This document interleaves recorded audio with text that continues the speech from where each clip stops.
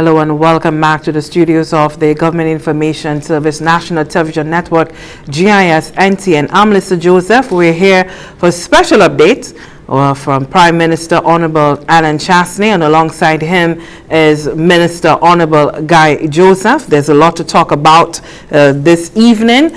Hello to our partner stations. Thank you so much for continuing this joint partnership as we continue to focus on St. Lucia's national response to COVID-19. This update comes as Governor General Sir Emmanuel Neville Snack today issued this decree for the state of emergency. We'll be getting into that and what exactly does it mean. Lots of concern there. Exactly what does it mean for St. Lucia? So we'll be looking at that. It also comes after the government announced the closure of St. Lucia's airports to all incoming commercial and private flights. That's effective 11:59 p.m. Today, Monday, March 23rd, 2020. So we'll talk about that as well. That may go across to Prime Minister Honorable Alan Chastanet for his opening statements. Thank you so very much, and good evening, fellow St. Lucians. I know that we've been addressing this situation, and I don't want to repeat myself in terms of how to define ourselves here, but I certainly want to be able to take the time to have a conversation with you this evening and to make sure that we're all on the same page moving forward. St. Lucia is really confronting, or the world is confronting, this issue with coronavirus. And we've seen the impact in China and Europe, and now in the United States of America and many other countries around the world. And the coronavirus fallout is creating another war, which is, we recognize, an economic crisis that is looming. So we're actually confronting two wars at the same time. My government has decided that the first war that we're going to take on is with regards to the coronavirus. That's the most important one. This is the one that is immediately within our control. And certainly our analysis has shown that we cannot have two wars going on at the same time. We just don't have the human resources or the financial resources to be able to deal with it. And as it pertains to the economic fallout, we're still heavily dependent on the outside world to be able to resolve some of those issues. So how do we take on this corona war? And from day one, we've clearly understood that the threat to us is not necessarily individuals getting pneumonia, which is the worst case scenario, but it's the number of people that are potentially going to get to a point of having pneumonia and the capacity within our country to be able to provide services to them.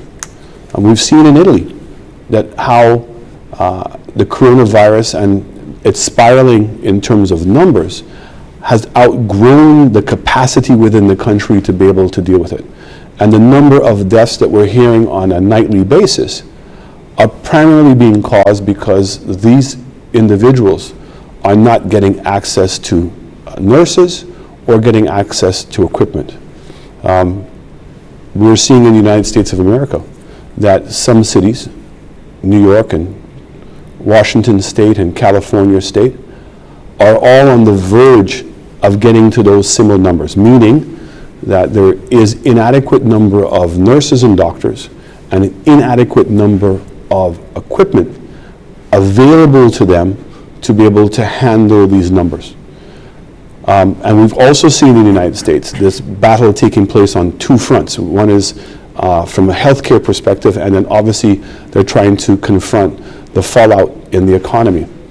So here in St. Lucia, when we made our assessment and we understood what our capacity is in terms of the amount of equipment we have and the technical staff that we have to be able to operate the equipment, we knew that we were running a very thin line. To complicate matters even more is we also understood that probably the percentages of individual solutions that could get to a critical state of health is much larger here because of the number of diabetics and hypertension patients we have, and therefore the immune systems of a lot of people are not strong enough to be able to resist the virus, and therefore not only are they going to catch it easier, but more than likely they could become to a critical level, which requires hospitalization and also potentially going on to an ICU facility or a respiratory facility. So it is with that in mind that we've been incredibly cautious as to how we've proceeded. Very early, we've had to make some difficult decisions when it came to the cruise industry. And though they are and still remain very strong partners for St. Lucia, we had to be very honest as to what our capability was here and our capacity that we had here, and therefore to the extent that we were willing to take any risk.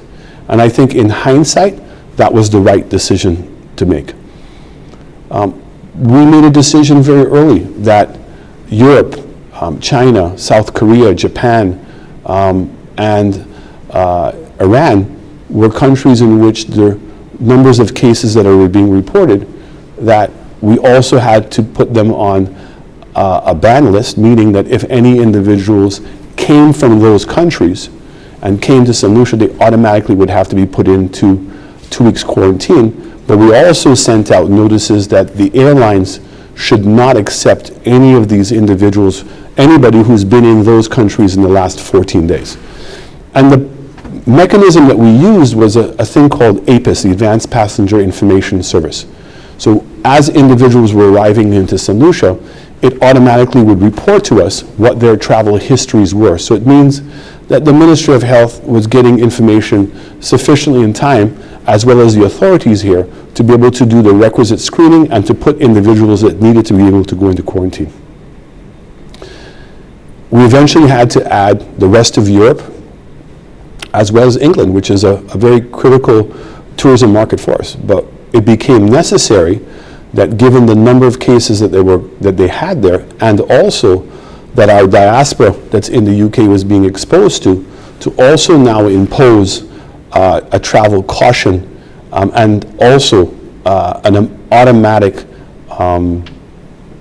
quarantine when you came back from when you came from those countries to St. Lucia. One of the last countries remaining from the Western world has been the United States of America.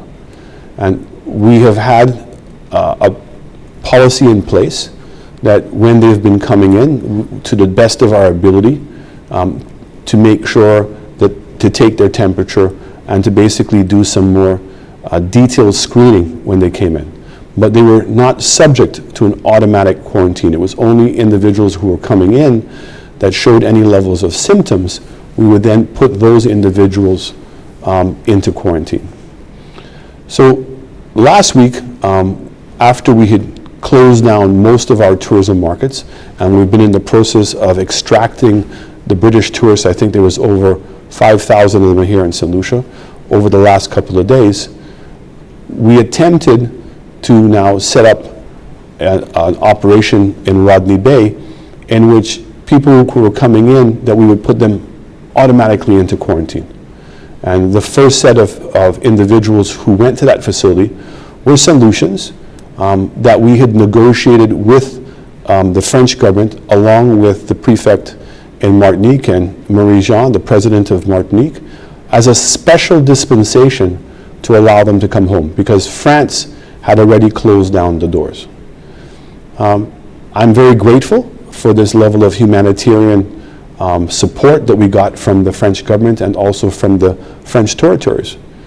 Sadly for us, despite the fact that these individuals had been told in advance that they would be into quarantine, the disobedience that ensued put even more pressure on us. So we ended up having to put more nurses up into that operation than we had planned. And more importantly, we had to put more policemen up in that area. In fact, the SSU eventually had to be called in at the same time.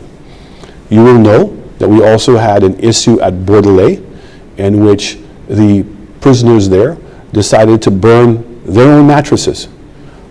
in order to create some hysteria. And the day before at Bordelais, we had 4 prisoners that had escaped. I'm very happy to report that 3 of them have been recaptured, and I believe the media has the picture and the name of the 4th individual, and we're certainly looking for the support of the community to be able to get him back into Bordelais sooner than later. We've since seen many St. Lucians who were living abroad, who were studying abroad, who were outside St. Lucia for whether it was medical reasons or business reasons, now wanting to return home.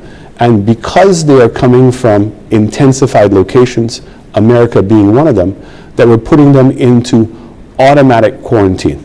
And why are we doing that? Because we have the experience now over the last 3 or 4 weeks that some of the St. Lucians that were put into self-quarantine have actually been in breach of that and have been circulating outside their homes when they were told specifically to stay at home. So for the safety of everyone concerned, we made the decision that whoever should be quarantined would be quarantined in a facility in which we can provide the proper supervision. And I want to say thank you very much to the hotel industry that have been working with us in providing facilities to be able to do this. So we used the Rex property, and I want to thank them so much for their generous offer of being able to use that facility. We've since then co-opted 3 more hotels to be able to come into this arrangement. We have almost 100 people that arrived today coming in which we have to find accommodation for. So over the weekend, what did we realize? We realized that the effort to provide accommodation for quarantine on a supervised basis, that the number of police officers and the number of nurses that we would require is much higher than what we thought we were going to need.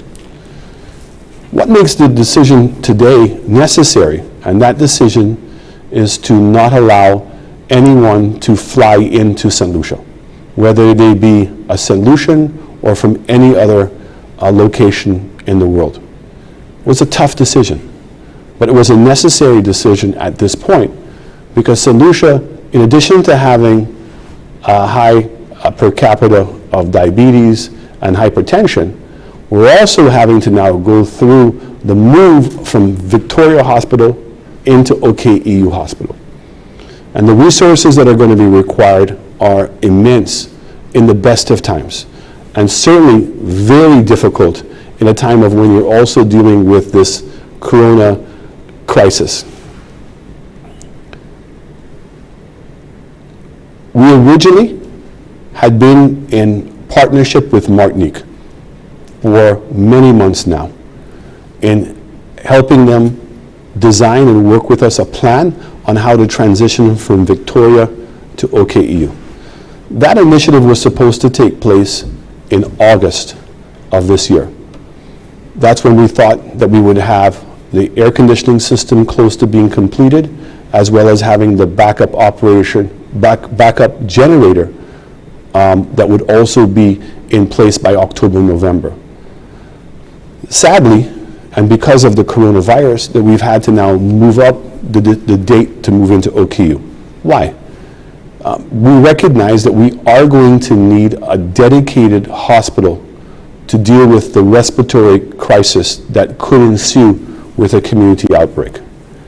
So the decision was, let's move into OKEU so that OKEU can continue to provide solutions with their basic healthcare needs, which have not gone away.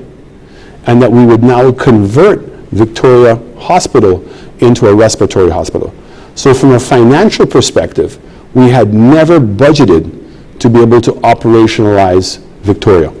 And so we have been able to find the resources in order to be able to build out that facility. But the manpower that's going to be required is going to be immense. And that's why I'm very pleased to announce tonight that the Minister of Health and the Minister of Foreign Affairs, along with the Cuban ambassador here, have been able to facilitate getting over 100 Cuban doctors and nurses to be able to come to St. Lucia.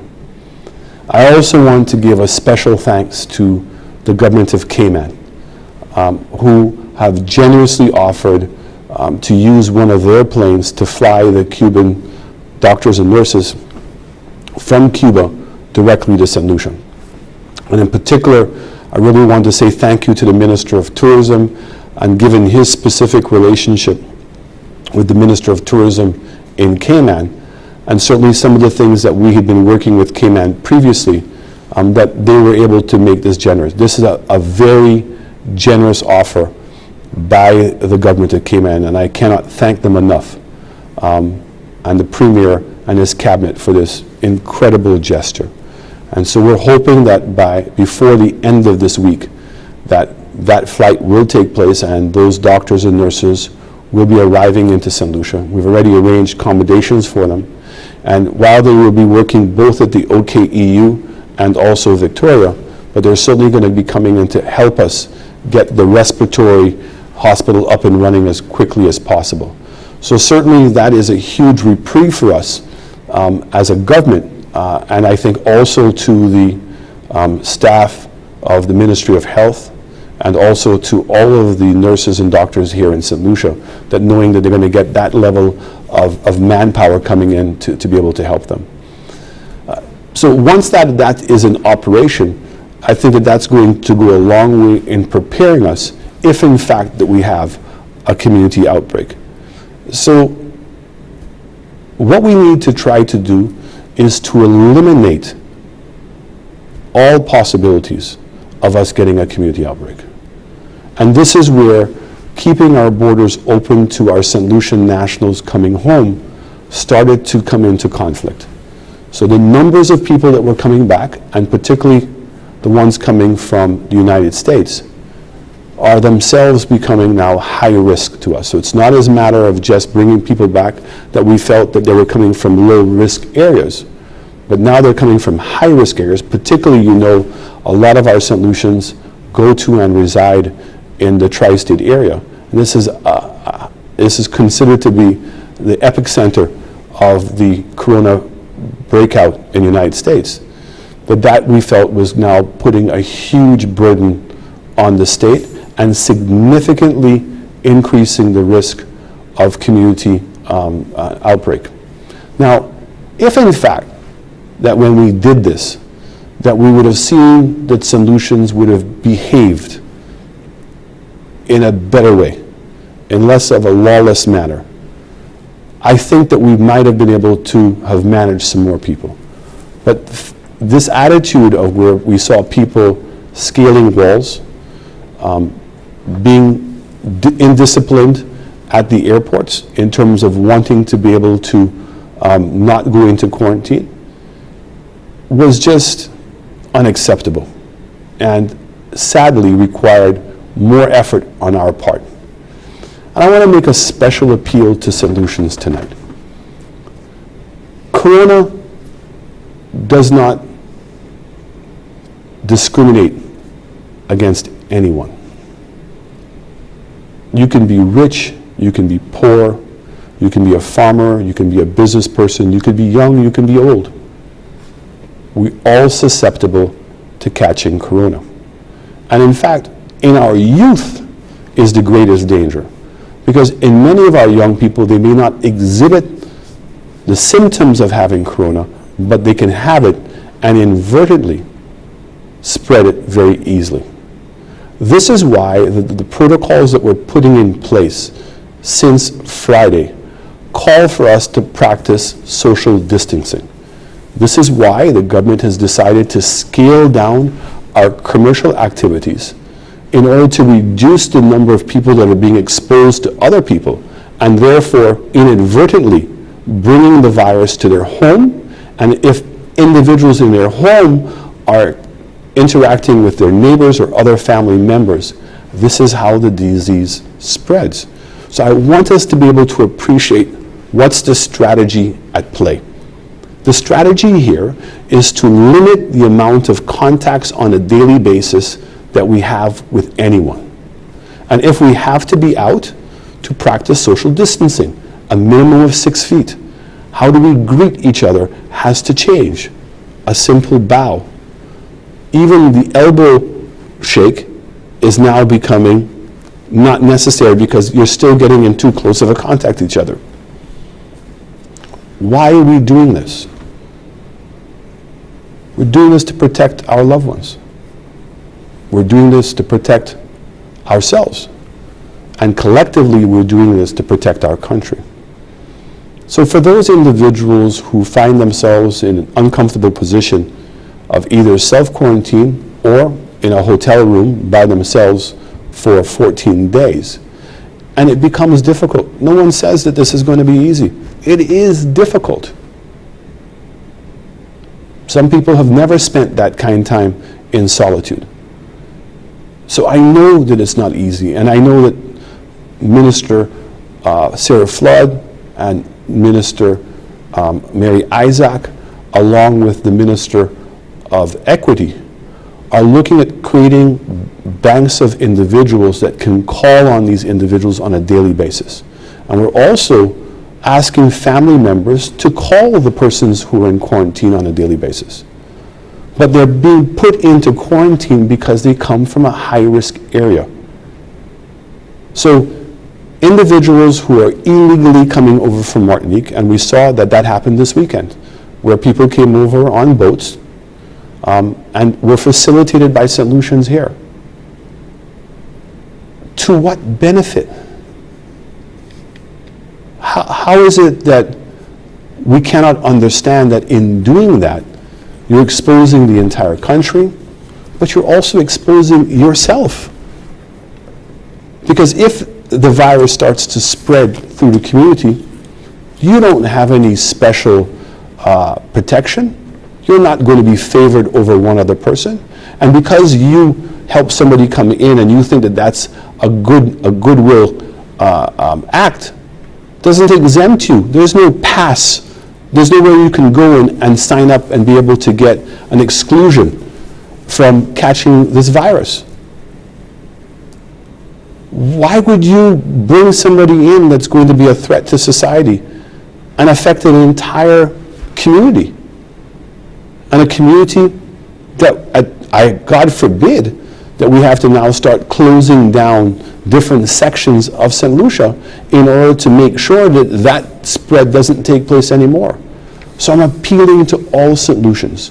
Just the same way the parents of the young man who scaled the wall, his parents brought him back. And they brought him back knowing that in addition to him having to go back into quarantine, that they themselves had to go into quarantine. This is not a huge sacrifice to ask. And I keep saying to you, think of one person that you love in this country, more than anything else. And every time it becomes difficult, think of that person and what you're potentially exposing that person to.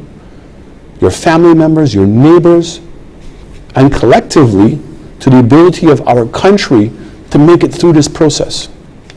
So some of the behavior, ill-advised behavior that we saw taking place this weekend and that we have seen prior to this needs to stop. I'm also going to say to you that you are exposing unnecessarily very valuable resources that we have. Our police officers, our nurses, our doctors, our ambulance attendants, and potentially even our firemen, and some of our government servants. So when they have to unnecessarily come into more contact with individuals than they should, the risk of them catching the virus increases exponentially. I'm asking you to stop behaving so selfishly. Think of other people. Think of the people who you love. And I'm appealing to you, all of us as St. Lucians, to be all in. That's what it's about. It's about us working together.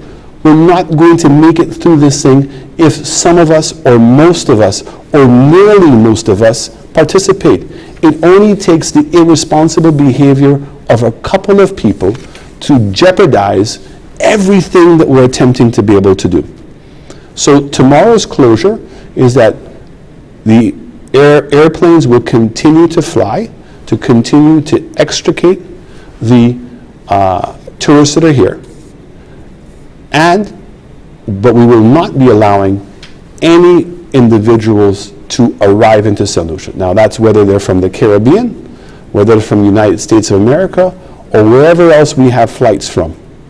The only exception would be, like for instance the Cuban doctors, an exemption we made for them. But if an exemption is required, you need to write to the chief medical officer specifically in order to get her authority for any dispensation from that policy position. Tonight, we're also going to see the introduction of a curfew, which will start from 11 o'clock in the night to 5 o'clock in the morning. Again, I'm appealing to all St. Lucians. Let's work collectively together to enforce this curfew. Let's not be that the police officers have to be around reminding us to do something to protect ourselves. Let us not unnecessarily expose those police officers. And if in fact you were arrested, and I'll explain the authority in which those arrests can take place, we're not going to put you at Bordelais, but we're going to put you into another facility in which everybody who's arrested that night will be together. And I cannot assure you that the people who are coming in are not exposed to Korona. So again, why would you want to put yourself through that? Why would you want police officers to have to go through the process of arresting a fellow St. Lucian for simply not obeying to a curfew? In order for us to be able to do this legally, the Governor General issued a proclamation today, which instituted a state of emergency. Under the state of emergency, because things are fluid, meaning that things are happening very quickly, we cannot rely on the typical process of getting orders changed. So for instance, if we want to change the restricted items on the price list of goods, we would have to go through cabinet, it would then have to go to Parliament, it would then have to go both through the lower house and the upper house, and then also be gazetted before it could become law. These special authorities allow the Prime Minister to bypass that process and implement it almost immediately. For instance, if in fact that we are not going to behave, and we're seeing the kind of reckless behavior that we've seen over the weekend, then I would have no choice but to expand the hours of our curfew. And again, this authority would allow the Prime Minister to be able to do this. Now, while this authority is exclusively in the hands of the Prime Minister, I want to assure all St. Lucians that I am going to continue to work in consultation with NEMAC, which means included the Leader of the Opposition, as well as my Cabinet colleagues. My Cabinet colleagues have seen that I don't ever act as an authoritarian, and I actually value their input into these decisions. So while I can, it is certainly not my intention. So for instance, this evening, before we went to Parliament tomorrow, I've actually shared my notes with the Leader of Opposition earlier today, in that both he and his legal advisors can advise him in order to hope that we can have that level of collaboration. But that authority is absolutely required in order to be able to move quickly, to be able to change any orders that are necessary. So this is in a nutshell what we're going to be doing tomorrow.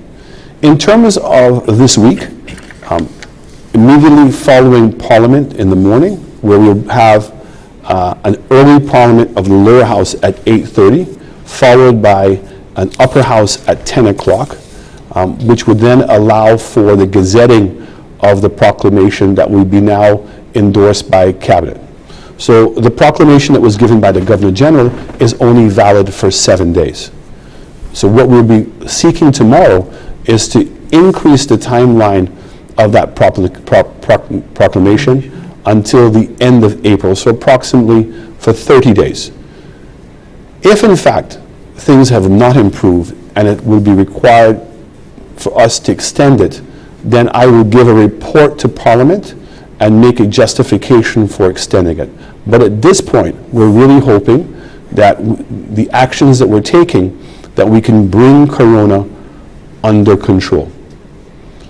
My intention this week is to meet with the cooperatives, taxi associations, vendor associations, and other community groups in understanding how this virus and the actions we're taking are going to impact them financially. And it is my intention to hopefully have a position paper ready for Friday that can be discussed at Cabinet on Monday for confirmation as to what is it we're going to be able to do economically to be able to soften the impact of everyone in St. Lucia. But I want to reiterate, our priority as a government is to deal with Korona first. We cannot afford to both dealing with an economic impact as well as a significant community outbreak in St. Lucia. But we are preparing ourselves for the worst case scenario as the best that we possibly can. So again, I want to appeal to all St. Lucians. And I know that this is an overused phrase, but it's so appropriate that when John Kennedy asked people to say, ask not what your country can do for you, but ask what you can do for your country. If there is ever a time that we need to listen to those words, today is that day. We cannot do this as a government by ourselves. We can't. We can't do it with the cooperation of the majority. We cannot do it with the cooperation of most. We need the full participation of our citizenry to be able to overcome this crisis. For those who may say, why did we do this so late? I think that if you look at the advice that we were receiving, we've gradually ramped up the restrictions in our country. The number of St. Lucians that were appealing to be able to come back home. Just today, 90 crew members off of one of the cruise ships who have been isolated on a cruise ship now in excess of a month, begging to be able to come home. And where several times their ticket had been booked and the routing that they were getting, the flights had closed down. So I want to thank the staff at our Miami office who've been doing a remarkable job, all of our foreign offices, in terms of facilitating solutions, keeping communication and pressure on international organizations to be able to help us deal with it. So tonight really is to focus on how do we solve the problem at hand, which is Korona, and to make a very special appeal that the Ministry of Health, led by the CMO, are putting in many hours. Many St. Lucians are coming back to be able to assist us in dealing with this issue, but we need the public's participation.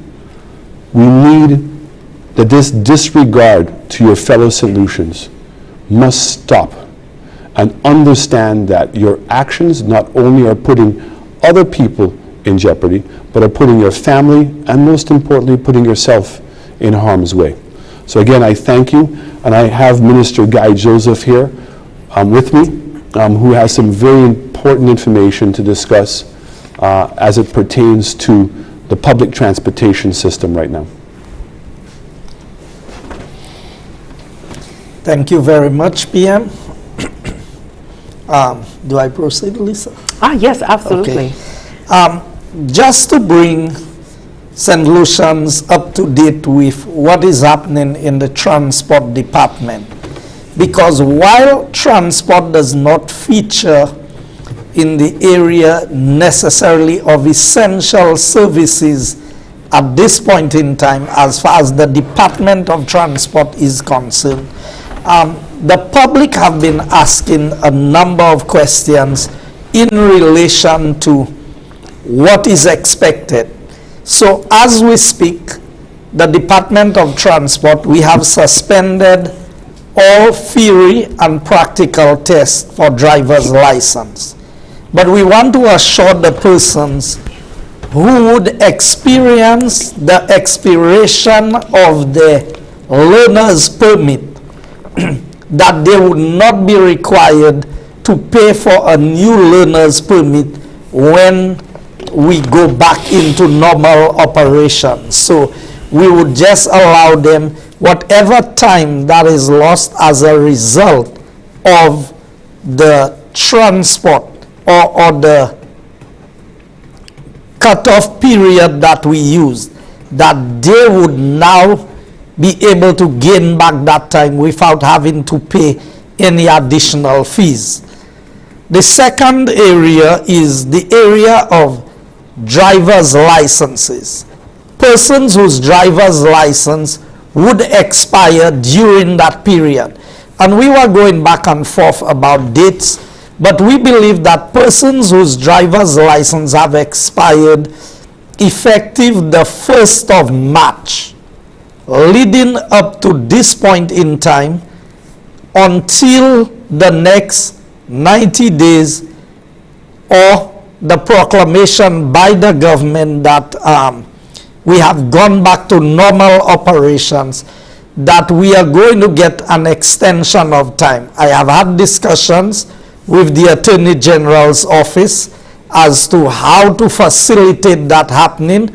We've had discussions with the minister responsible for security and the police to indicate that those persons should not be charged. Now, we want to specify, if your license, your driver's license had expired prior to the 1st of March, then the police will be entitled to take the appropriate action, because we believe that there was sufficient time for renewal of these driver's licenses.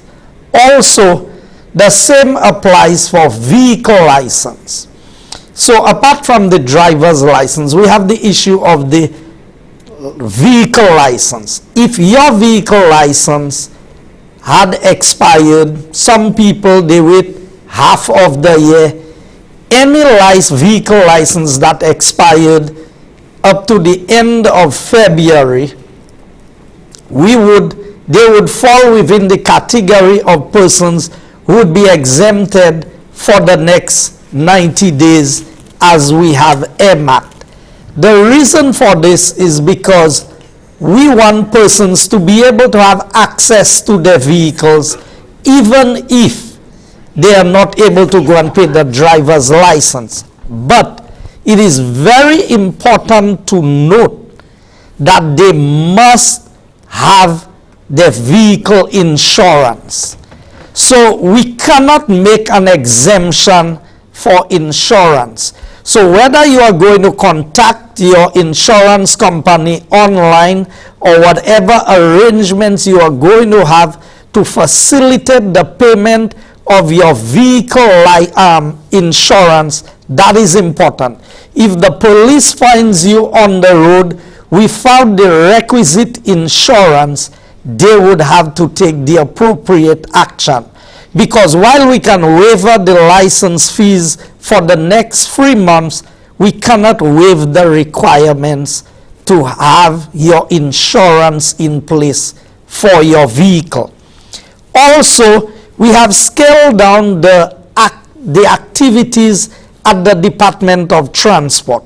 So for those persons who have imported vehicles and they are in customs now, and the new vehicle dealers who had made a number of sales of vehicles, but they are in the process of getting these vehicles registered, we are still operating on a very small scale, skeleton staff, to be able to facilitate these transactions. While this is available for now, we cannot guarantee that the next week it will be available, because as the situation changes, we would be updating what is happening on a daily or weekly basis. If you want to register a vehicle or if you need any information, you can contact the Ministry of Transport or the Department of Transport on the numbers 468-6301 or 468-6300. So these are the numbers, 468-6301 or 468-6300. Or for those persons who may want to register a vehicle, you can email transport@govt.lc.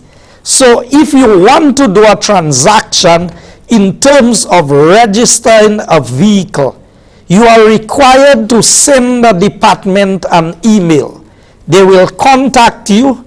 They will put all the measures that can be put via the email in place, so that if you have to go to the Department of Transport, it would be a very short visit and most of the paperwork would have been done in advance of those persons coming in. On the issue of the elderly persons who are required to go in for a test for the renewal of the driver's license, that test is also suspended as we speak. So we know that persons who are 70 and over, in order to renew their driver's license, they are required to go to the Department of Transport for a test again. We have waived these requirements for now, for the next 90 days. So you would fall in the same category of persons who are authorized to drive for the next 90 days, even if your driver's license have already expired. The same for persons with route permits. We have extended the time for the renewal of these route permits. Also, the Minibus Association, and I have been in consultation with the executive of the National Council on Public Transport, they have been willing to comply with the requirements of only 10 passengers per bus. As of today's report, we have learned that some people have not been complying with these requirements, and that includes both passengers and some drivers. As the Prime Minister appealed, we are appealing. The bus operators falls under the category of the essential services that we require. These are some of the persons who transport our frontline people, whether it be nurses, police officers, firefighters, people who are in the line of providing the level of assistance that is required to deal with the coronavirus. So it is very important that the bus system remains in effect. While the supermarkets remain open, if somebody need to go and do some shopping, that is what they use. So what we have done is limited the use of these buses to 3 persons in the back seat, and each of the other rows of seats in the vehicle would have 2 passengers per row, so that it would help to reduce the close proximity in which people sit, and would help us to enforce the social distancing that we require. Now, because some drivers have not been willing to comply, and some passengers themselves have not been complying, maybe it is due to the lack of adequate information. This is coming tonight first as an appeal to the public. If you stop a bus on the route and you realize that there are already 2 persons on the first 3 rows of seats and 1 person on the front seat and 3 in the back, you should not board that bus. You should wait for the next available bus. And that applies to both the buses plying the route and the buses that would be on the bus stands picking up the passengers on a day-to-day basis. Any failure to abide by these rules would result, and also the Minibus Association have also agreed on a rotation basis so that the number of buses on any given route at any time would be specified by the route association. So persons who have been directed to follow the shift system or the rotation system would be required to comply. Upon further discussion with the council and the police, we have made the decision that persons who are found violating these stipulated conditions will find themselves where the route permits would be suspended and the buses may be impounded.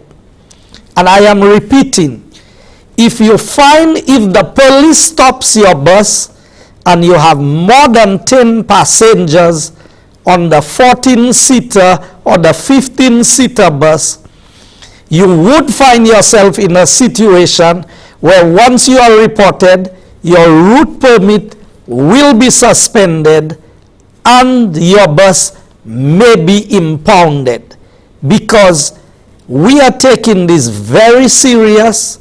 A number of persons are making great sacrifices to see that we have the level of control that is required so that we can mitigate against the full impact of a corona outbreak in St. Lucia. And the minibus sector, the public transport sector, plays a very, very critical role in this process. That is why it is important that everyone, passengers and drivers alike, are required to comply with these requirements. Even though it's a bit late, and that brings into focus the curfew as highlighted by the Prime Minister. So we would expect past a certain time that the buses would not have to be in operation where you would be required to put more than 10 persons in a bus, while the curfew is specified for 11 p.m. at this point in time. We are expecting that there would be very limited activity during these hours, and only the essential people or in the services would be on the route during those hours. So these are some of the areas that we have highlighted with the transport department. We want you to be aware that it is not business as usual.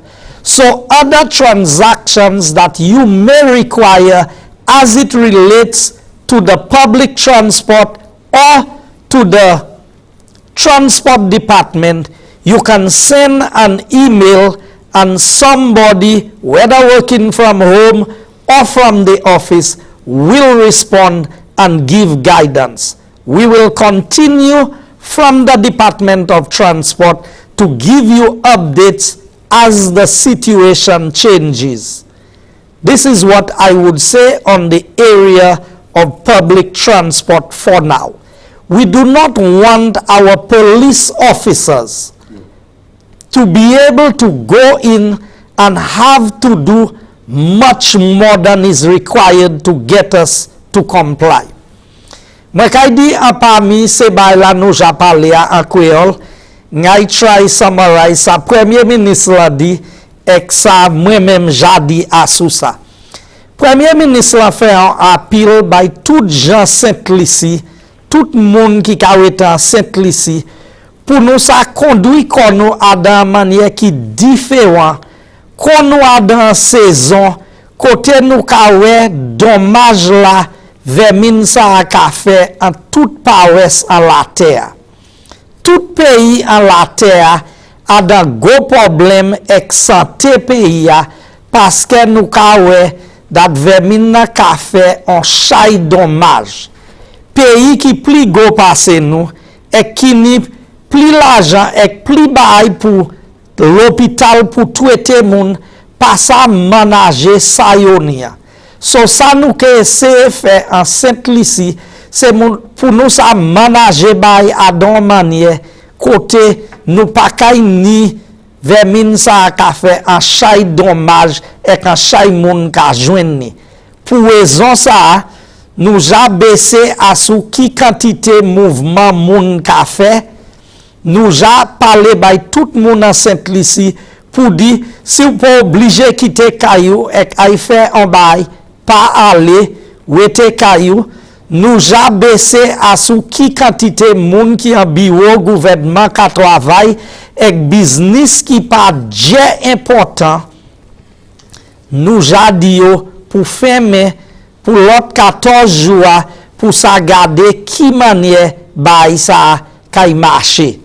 Aussi gouverneur général fait déclaration plus bonne aujourd'hui that nous ka declare un state of emergency. Ça mean that a proclamation qui fait là, ça y a essayé pour faire, c'est pour ça bail premier ministre là, doit pour ça faire un chay bail plus vite sans aller au parlement avec différents bail nous kani pour faire. So on dit premier ministre la vle baisser privat à son bail pour qu'on remède dat nous besoin plus vite qui possible. Pour y aller au parlement ça kay prend longtemps. So là on est state of emergency, premier ministre là ça fait ça. Mais premier ministre aussi fait nous savent dat même si ni pouvoir ça il pas qu'à faire décision ça pas quoi seulement il qu'à parler avec mam cabinet il qu'à parler avec nimac ça c'est team là qui ni responsabilité pour ça bay jid qui manière pays a qu'à manager quoi en situation ça et quand parmi ces moun à sous nimac c'est chef opposition en Sainte-Lucie dat premier ministre a aussi séparer information et puis à sous ça il a fait. Because gouvernement général là ça on y fait ça pour 7 jours seulement.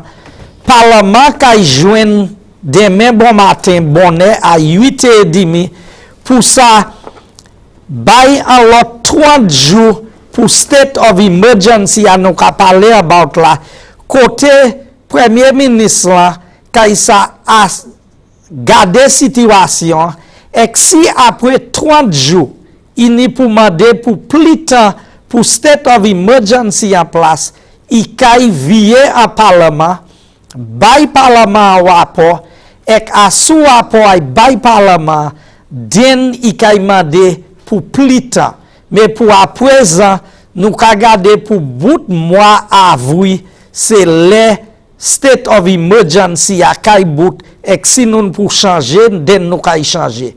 Premier ministre aussi fait nous savent that from minuit oswea airport là kay fermé pour tout avion qui ka vini Sainte-Lucie pour ça mener moun. Il pas kay sa vini ni avion qui ka mener moun et ben moun qui ni private plane yo pa kay sa vini ek mene moun Sainte-Lucie. Mais c'est moun na ki la kon touriste ek moun qui en Sainte-Lucie qui ni pour via la place yo et pour kay été ouvert pour ces avions ça vini vide et ben c'est plein na kay vini vide ek masse ces moun ça pour mener yo vie. Moun qui te ka vini Sainte-Lucie from ces places là côté vermine na a fait en chay dommage nous ka mette yo en sa nous kouye quarantine nous ka mette yo à dans place pour 14 jours pour côté docteur et nos ka garder à sous qui manière yo ye si on ni la fièvre si on ni pièce bay ka moutoué dat yo ni malade là et qu'après 14 jours si yo pas rien den yo sa ale an kaz yo. Premier ministre lan fè an pil pou tout moun an Saint-Lucie paske se moun nan ki vini diwan finishman si men pase a nou jwen yon de problem ek yon de se moun sa kote yo pate vle wete adan di yo try ese sote mason nan ek ale lakay yo ek premier ministre la wimestye se famiya ki mene se moun sa aviye paske sa nou ke ese fe se pou protekte tout moun an peyi ya. So le nou fe sa se pa an kuyote dat nou ke ese fe moun pou mete yo an se plasa me se pou an ede nou pou manaje situasyon adan manye kote maladi sa apakay ale from moun pou moun an peyi ya. So nou ka pil pou tout moun, nou ka plede ek moun an Saint-Lucie. An nou mette tet nou ansam, an nou travay ansam pou empêcher vermin sa fè dommage an Saint-Lucie kon nou ka wey ka fè an se les autres places la. En ligne de transport, nou di se moun nan ki ni licence pour drive la, nou bayon lot 3 mois si licence yo bout pou yo sa paye licence yo, so nou ka y fè yo sav kitan, si licence machine yo bout, ek se diwa mwa ki pase a ma licence la bout, den yo sa kontine servi machine sa.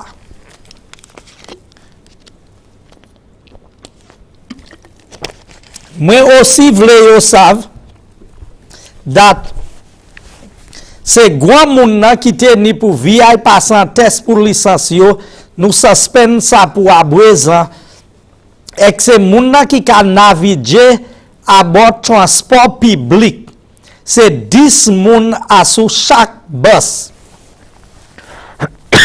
Si ou ni, depou ni 2 moun asou chak se sit la, ek sit de a ni 3 moun, pa bache bus sa, ou espere lot bus la ki ka vini.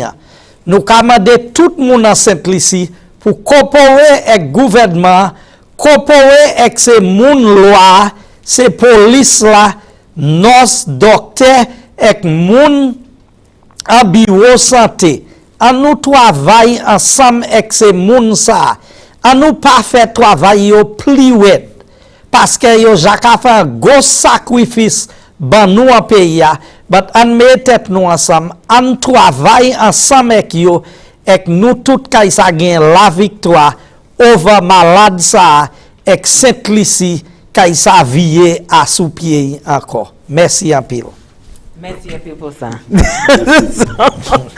So, PM, let's get back to you. And you indicated that the position paper on the economy, financial finances, you were expecting to get that done by Friday.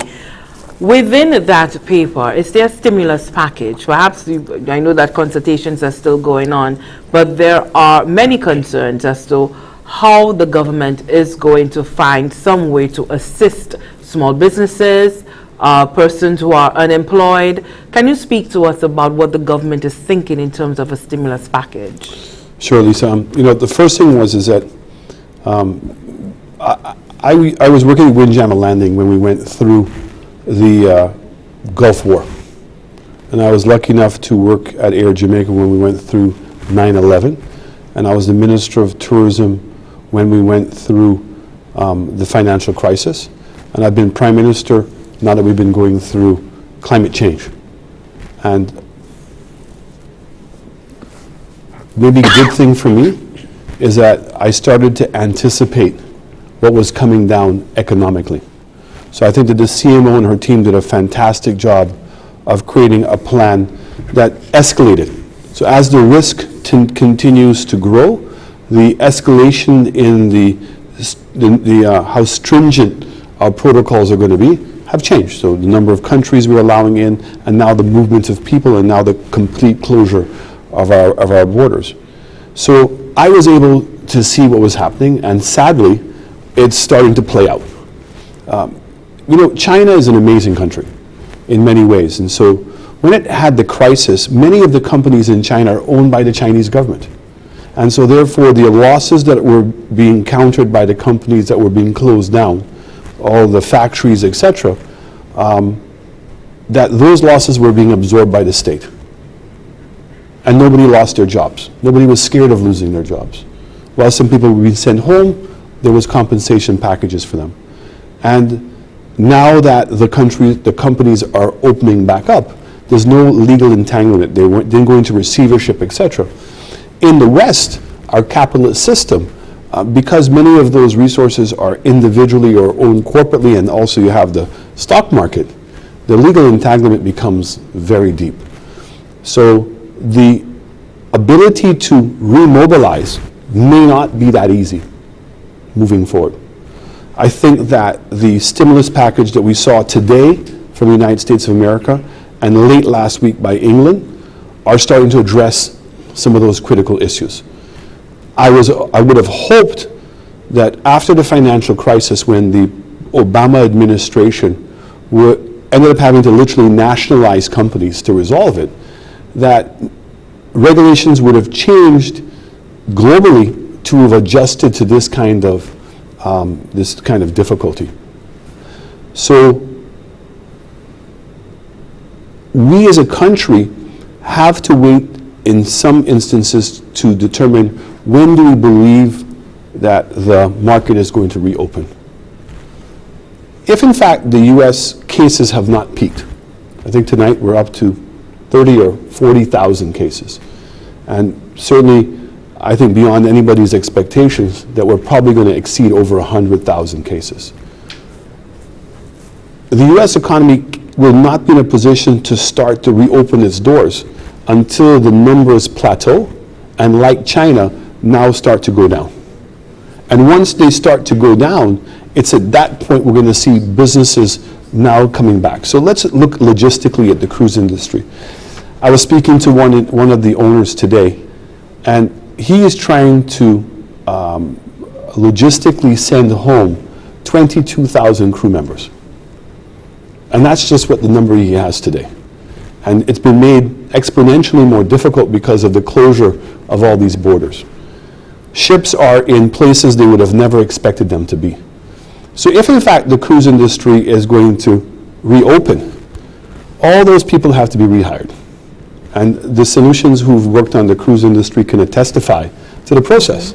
Health certificates, security certification, maritime security certification. Then airline tickets have to be sent to them. When they get back on the ship, reorientation to get the ship going. Their ships themselves are going to have to be re-registered.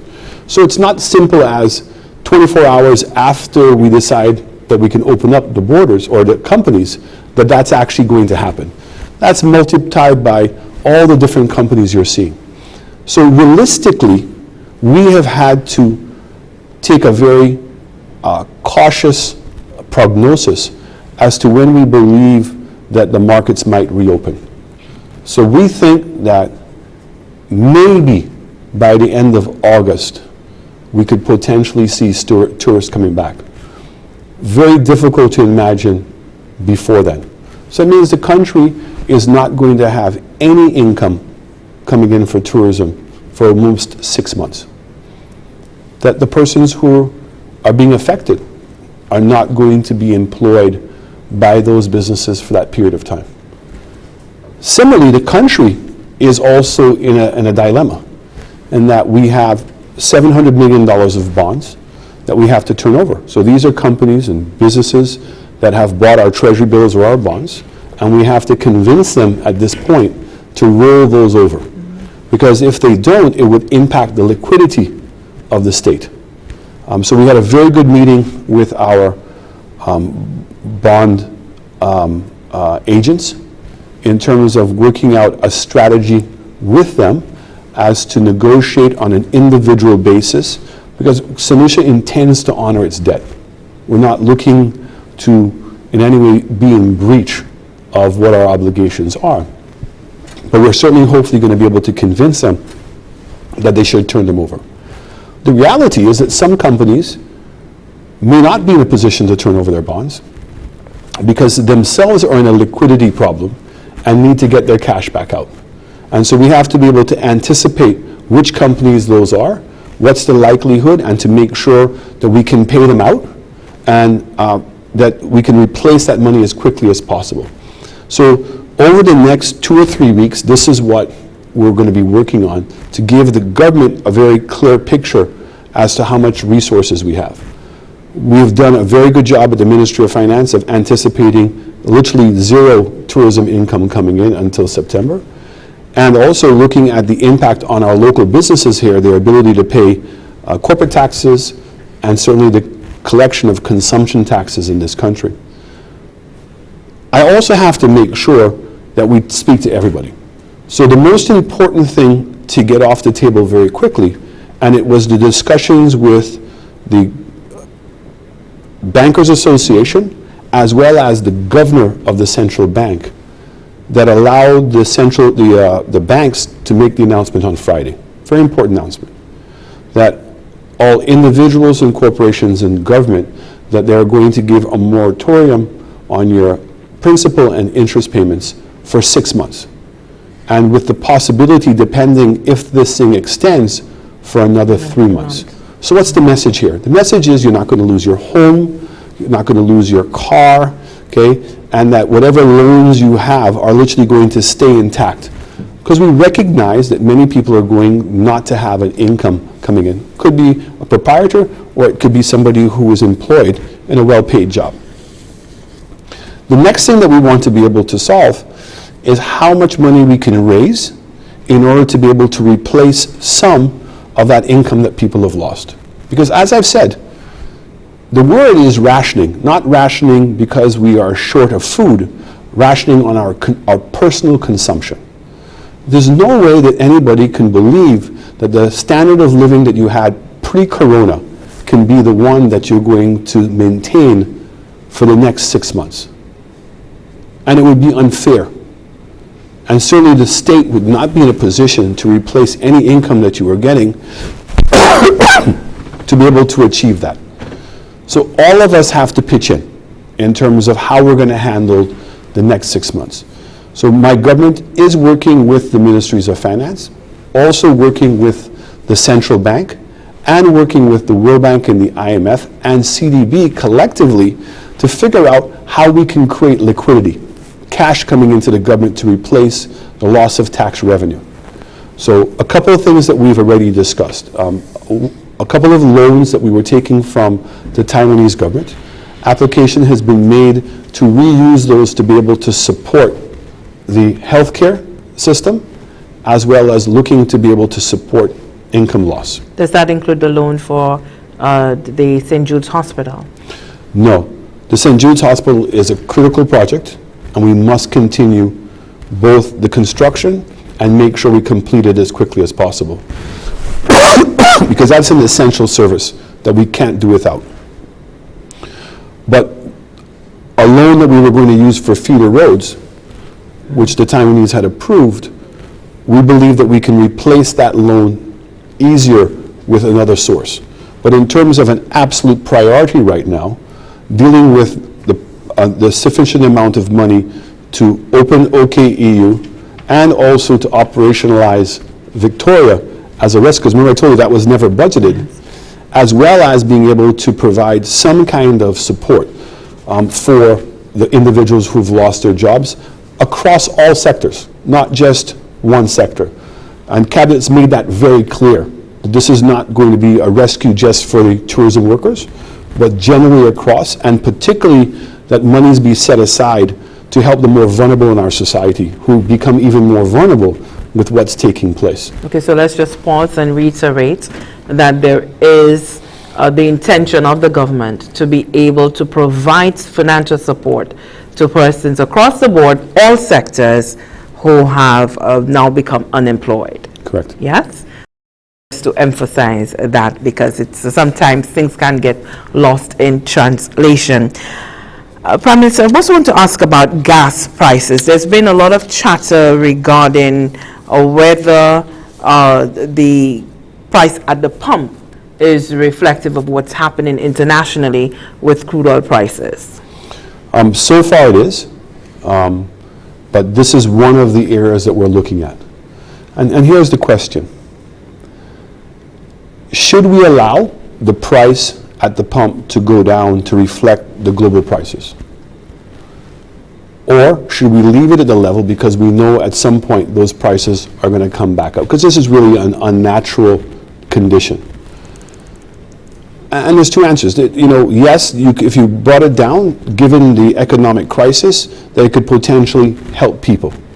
But at the same time, we want people to slow down. So maybe keeping the prices higher would help us doing that. So what my government is contemplating, and again, Cabinet has not made this decision as yet, but should we put on an additional excise tax, that money, we know that $2.50 of the excise tax has been going to the general coffer. We know that the $1.50 has been going specifically to the roads, and whatever we want to keep on in addition to that will go specifically to healthcare.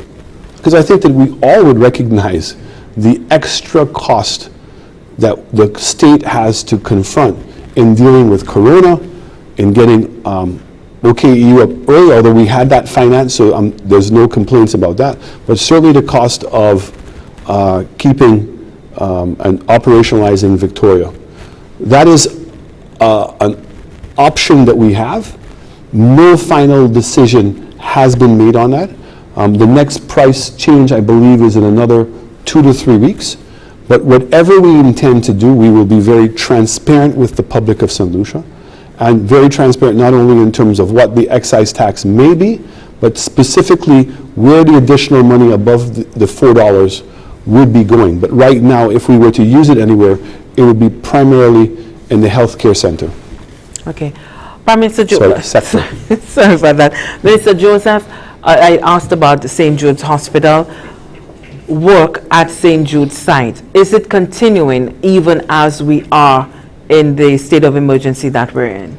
So in relation to what has happened, we had over 300 employees at the St. Jude construction site.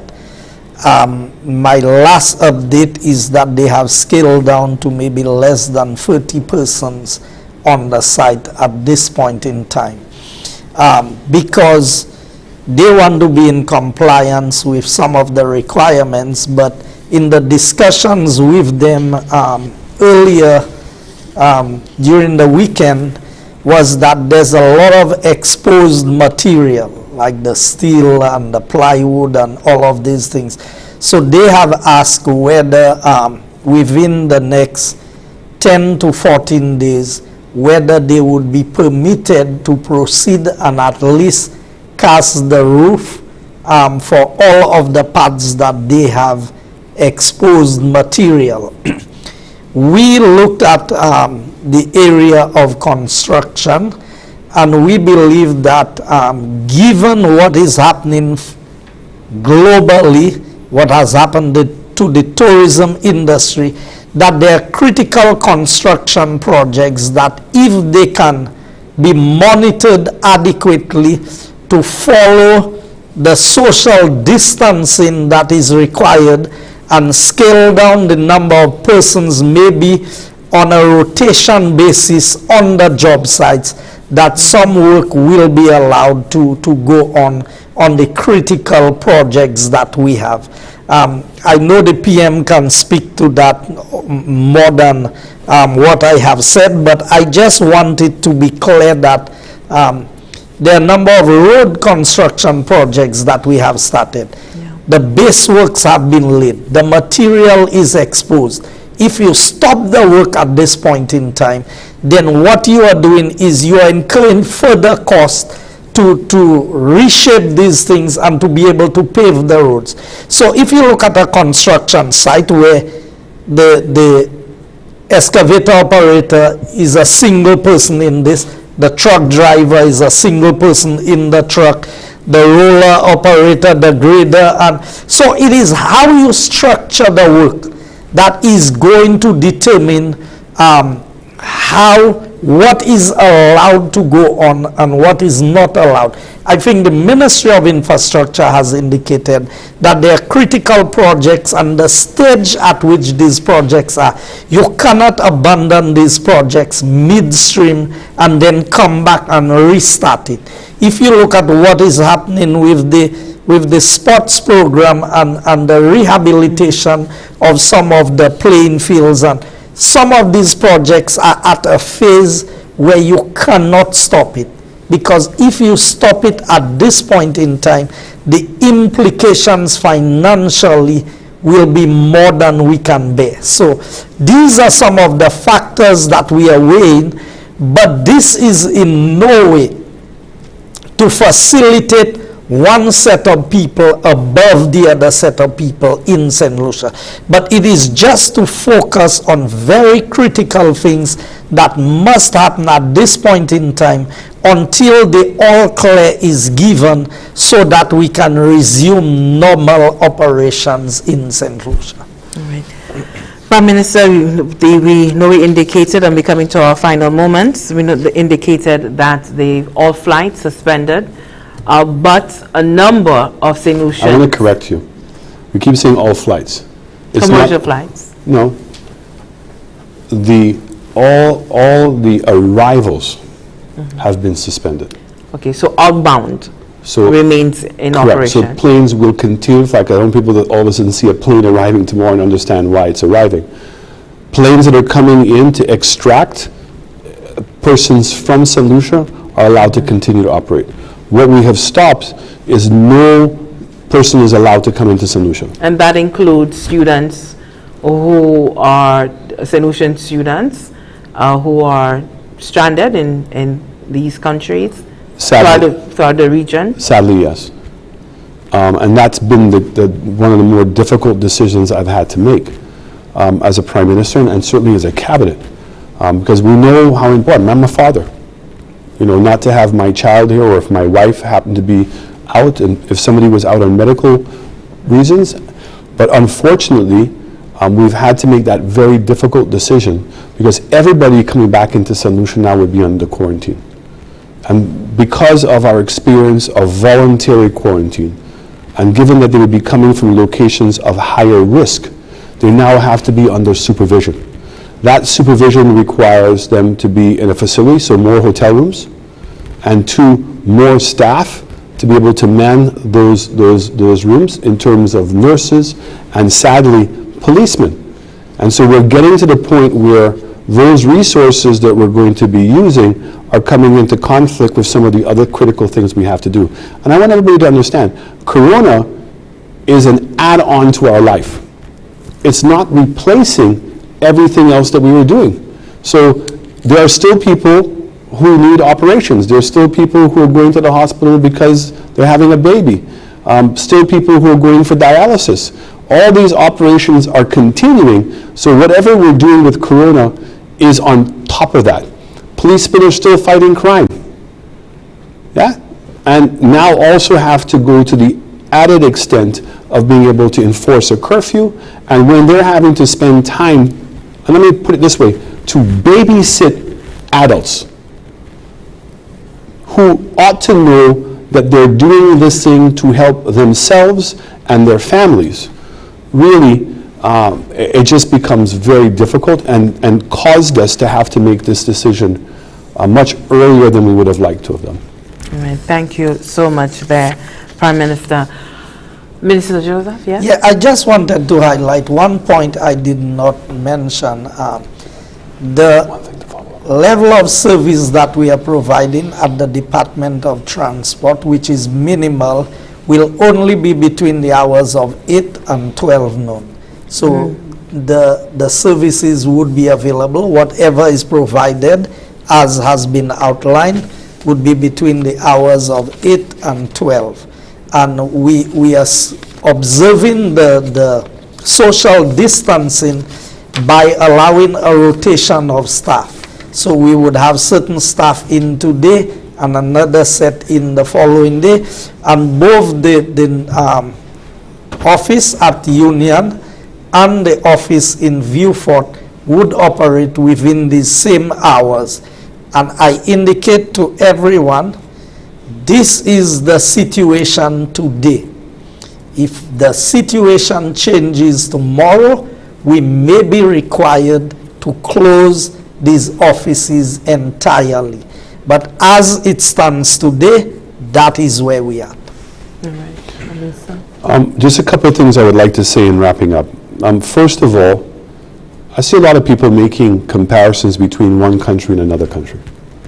And I'm going to say that's not really a fair comparison because, as I indicated, different countries find themselves in just different circumstances and therefore are going to make different decisions.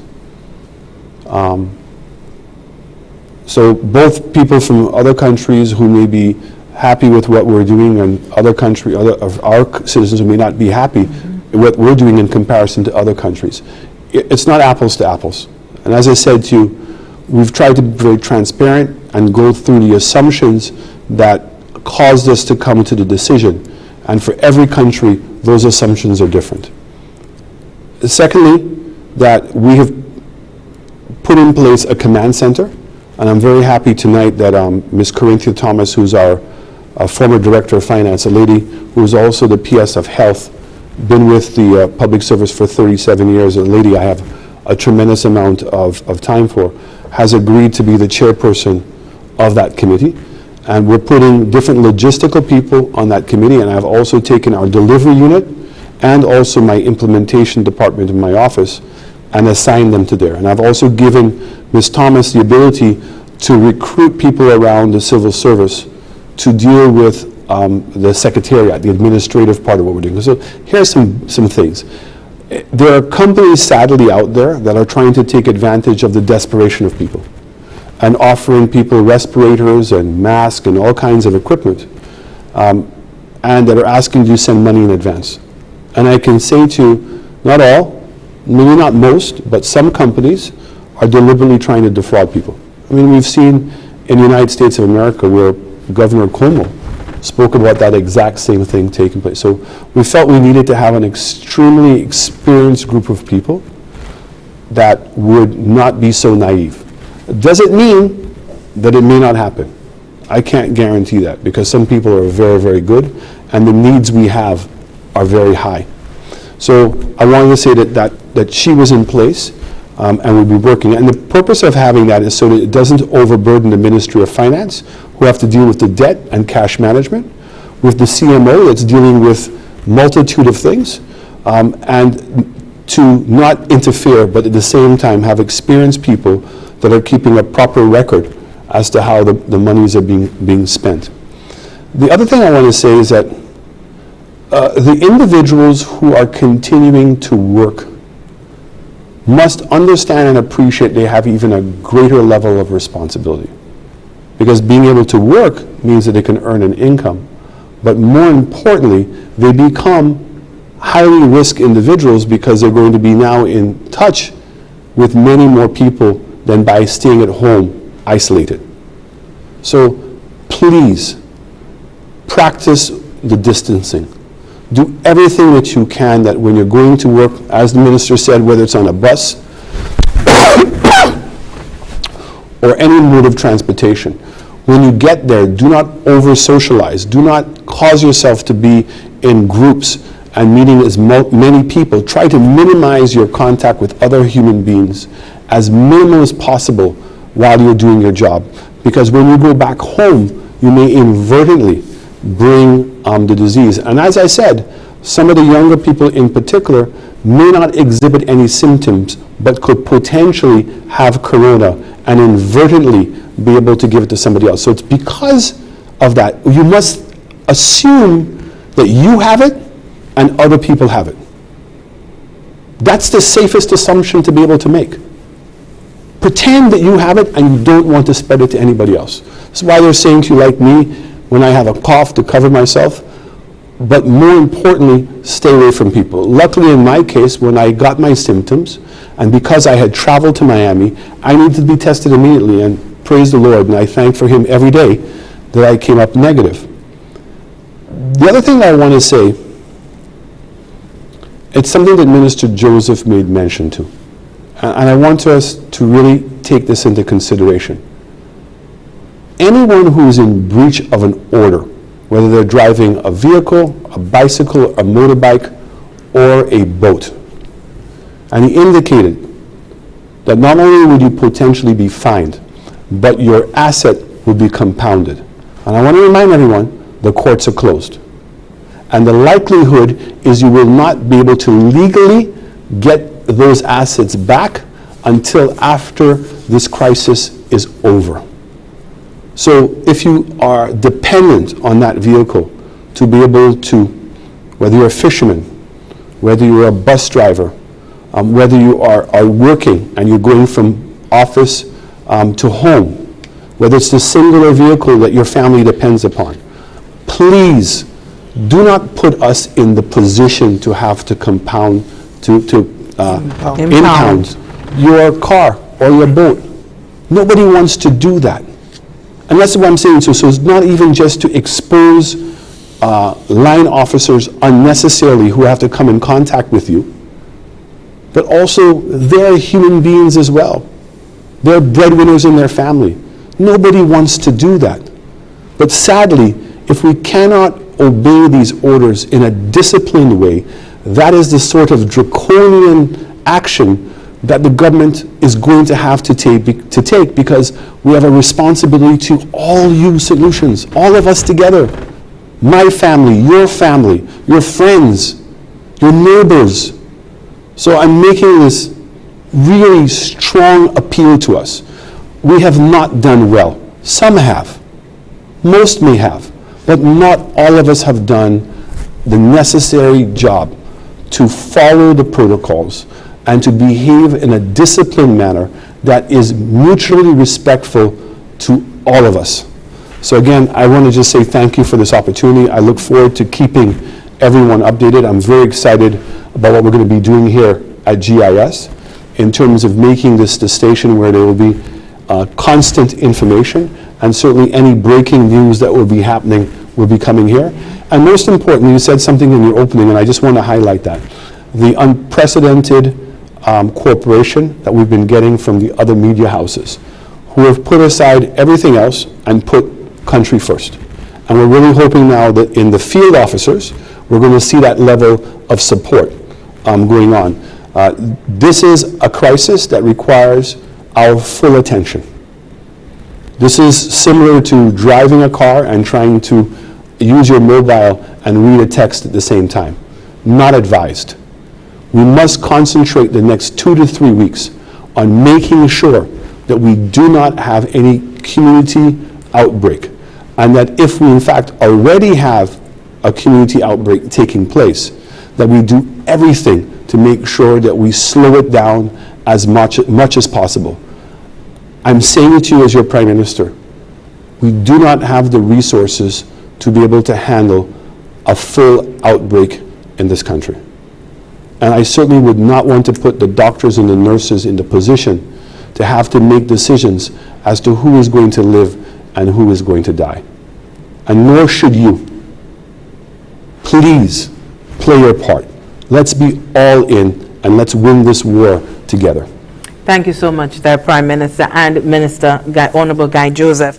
Thank you so much for your time. Thank you so much for viewing. All that's left for me to do is to tell you that we will be back here tomorrow morning. That is on Tuesday morning, as you heard the Prime Minister indicate there that the Parliament will be convening to discuss the state of emergency proclamation. There we go.